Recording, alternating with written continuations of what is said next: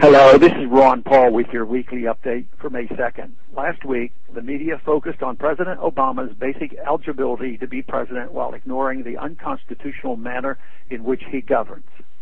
For example, his recent use of a signing statement to effect a line-item veto on a bill he signed into the law as president. The recent continuing resolution to fund the government through September had an amendment that defunded 4 of his czar positions as a cost-cutting measure. These czars are administration appointees who exercise influence on policy matters, yet because they are classified as advisors and not cabinet officials, the president is able to avoid the Senate confirmation process. President Obama agreed to defund the czar positions before passage as part of some very tough negotiations, and then afterwards clarified his position with a signing statement saying that he would ignore that portion of the law. Many battles have been fought in the past over whether or not the president should have line-item veto power. That debate is essentially settled. The president does not have that power, and that gives the executive too much legislative power. This administration just overrode all of those debates with a single signing statement and assumed the power that no one would willingly give him. This comes on the heels of this so-called peace candidate who hasn't ended a single war, taking us into yet another war without a declaration from Congress. The military commanders don't seem to have batted an eyelash at obeying unconstitutional orders despite their oaths of office.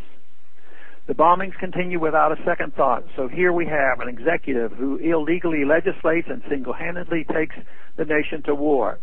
Obviously, there are bigger constitutional issues here than the form of his birth certificate.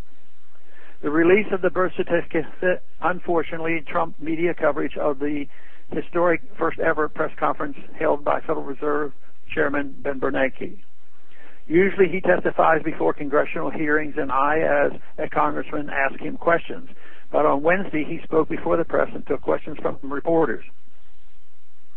Other central banks do this kind of thing all the time, but for the Fed this was a first and a sign that they are feeling pushback from the people about what they are doing to our money. Of course, nothing of any real substance was said, so it was a hollow, if interesting, gesture on the part of the Fed. The Fed will never voluntarily give up the information we need to know about what they are doing. The Fed spends the money, so what happens to it?